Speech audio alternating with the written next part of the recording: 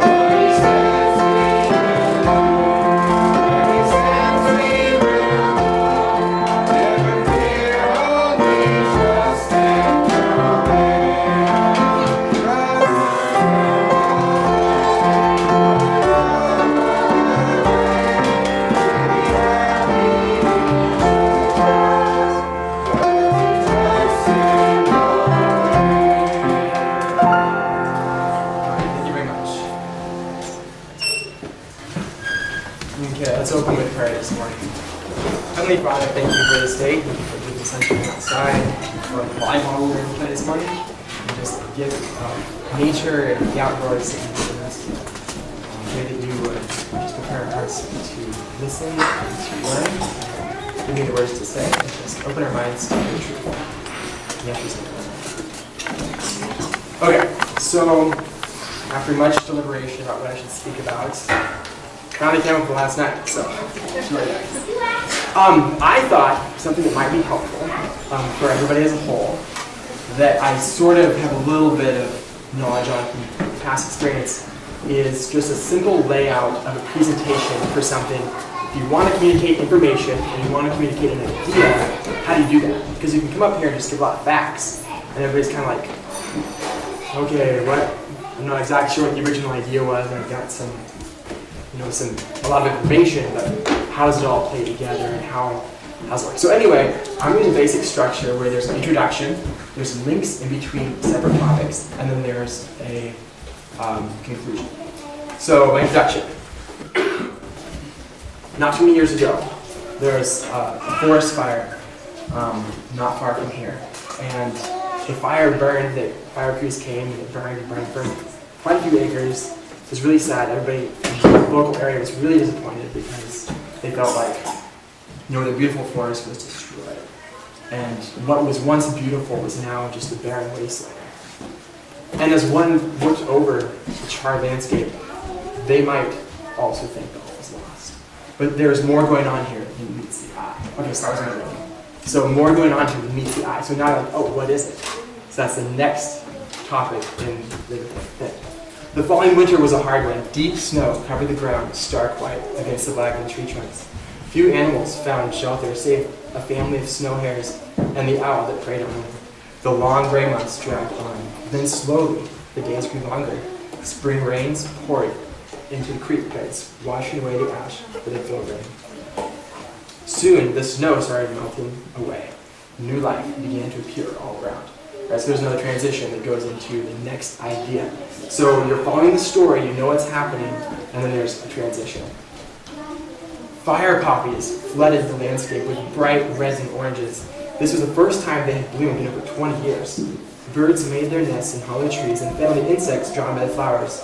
With the help of the birds and early summer breezes, native grasses soon took the place of the poppies.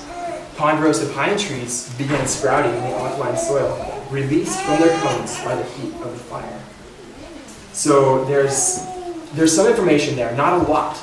Like you get the idea that fire poppies, like there's a reason they're called fire poppies, and ponderosa pine, they're released from their cones by the heat.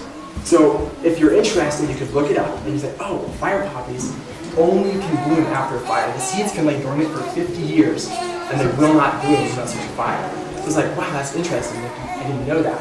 And it keeps the person interested and they're like, wow. But not too much information to where you lose them, like I'm doing right now. And then ponderosa pines, the same thing. Their cones will not release, I believe it's ponderosa pine, will not release the seeds unless there's a fire with enough heat to cause the cones to open, which is an amazing work of nature that it just can't grow unless there is a fire. As summer drew to a close and the night started getting colder, herds of deer and elk browsed across the forest's open floor, feeding on new grass and tender pine seeds. Squirrels stashed away their winter supply of pine seeds and found shelter in the newly restored forest. And so, and this is my conclusion, so that was the end of the story. And so, the cycle of life continues. What once was is reduced to ashes, and the new springs forth with vigor. All right, so there's a lot of information there that I base that closing on that's not given. Interestingly, after a forest fire, trees showed 80% increase in production in the following 3 to 5 years because of the carbon dioxide and monoxide that's produced by the fire. So it's really interesting. You'll watch the rings on a tree look really small and where there's a fire, and we'll have 3 or 4 really big ones after the fire would have gone. Okay, so everybody has this picture in their mind, right? They just heard a story that wasn't too long. They still are following, there's a beautiful forest, it's destroyed, there's nothing left that is good. But then, wait, there's more going on than you can see. There is something left. It is natural, the natural cycle of what it's supposed to be. So, you have this picture, and now I can attach a meaning to what this story was. Much like the forest in our story, our lives are filled with change. Fire may seem like the enemy of the forest, but without it, balance would not be maintained. Just like trials and seasons of pain in our lives often lead to seasons of joy and growth.